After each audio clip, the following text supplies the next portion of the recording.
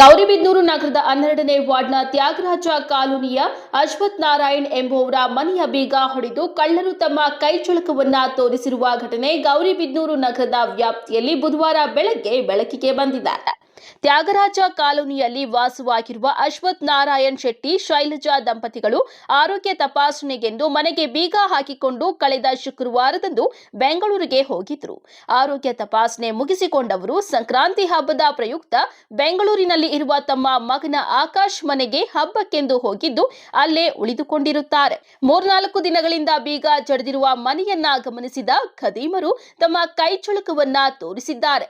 ಮನೆ ಬೀಗ ಹೊಡೆದು ಒಳಗೆ ನುಗ್ಗಿ 2 ಬೀರುವುಗಳನ್ನ ತೆಗೆದು 3 ಚಿನ್ನದ ನೆಕ್ಲೆಸ್, 4 ಚಿನ್ನದ ಚೈನುಗಳು, 1 ಜೊತೆ ಬಳೆ, 3 ಬ್ರಾಸ್ಲೆಟ್, ಚಿನ್ನದ ಉಂಗುರಗಳೊಂದಿಗೆ 1 ಲಕ್ಷ ರೂಪಾಯಿ ನಗದನ್ನ ದೋಚಿದ್ದಾರೆ ಎಂದು ಶೈಲಜಾ ತಿಳಿಸಿದ್ದಾರೆ.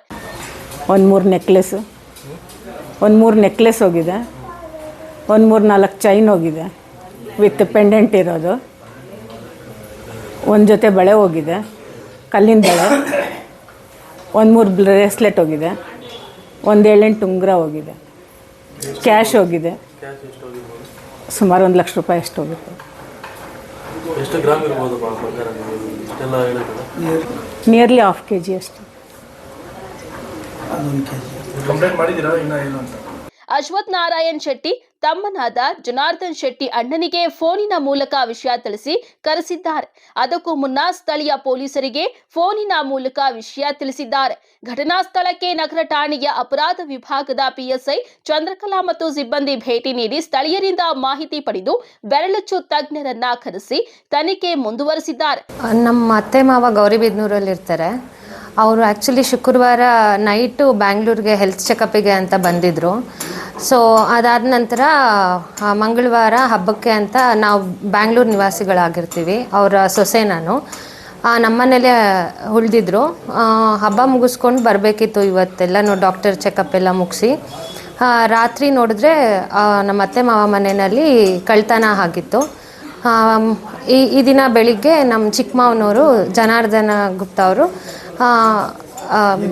ಕಾಲ್ ಮಾಡಿ ಇನ್ಫಾರ್ಮ್ ಮಾಡಿದ್ರು, ಈ ಥರ ನಿಮ್ಮ ಮನೆಯಲ್ಲಿ ಕಳ್ತನ ಆಗಿದೆ, ಸೊ ದುಡ್ಡು ಅದೆಲ್ಲ ಸ್ವಲ್ಪ ಬಾಗ್ಲ ಹತ್ರ ಎಲ್ಲ ಬಿದ್ದಿದೆ ಅಂತ. ಮತ್ತು ಆಮೇಲೆ ಪೊಲೀಸವ್ರಿಗೆಲ್ಲ ಹೇಳಿದರು ಅವರು. ನಾವು ಬೆಂಗಳೂರಿಂದ ಬರೋ ಅಷ್ಟರಲ್ಲಿ ಎನ್ಕ್ವೈರಿ ಎಲ್ಲ ನಡೀತಾ ಇತ್ತು. ಸೊ ಮನೆಯಲ್ಲೆಲ್ಲನೂ ಫಿಂಗರ್ ಪ್ರಿಂಟ್ಸು ಅದೆಲ್ಲ ಪ್ರೊಸೀಜರ್ ಫಾಲೋ ಮಾಡಿದ್ದಾರೆ ಪೊಲೀಸವರು. ಸೊ ಮನೆಯಲ್ಲೆಲ್ಲ ಹರಡಿದ್ದಾರೆ, ಫುಲ್ಲು ಬೀರುಗಳಲ್ಲಿರೋದೆಲ್ಲನೂ ಕಿತ್ತಾಕಿದ್ದಾರೆ, ಅದರಲ್ಲಿರೋ ಚಿನ್ನ ಎಲ್ಲನೂ ತೊಗೊಂಡೋಗಿದ್ದಾರೆ, ಸಿಲ್ವರು ಎಲ್ಲನೂ ತೆಗೆದಿದ್ದಾರೆ. ಸೊ ಕ್ಯಾಶೂ ಎಲ್ಲ ಕಳ್ತನ ಆಗಿದೆ. ನೋಡಬೇಕು ಇನ್ನು ನಾವು ಏನೇನು ತೊಗೊಂಡಿದ್ದಾರೆ ಏನೇನು ಬಿಟ್ಟಿದ್ದಾರೆ ಅಂತ ನಾವು ನೋಡಬೇಕು, ಇವಾಗ ಚೆಕ್ ಮಾಡಬೇಕು.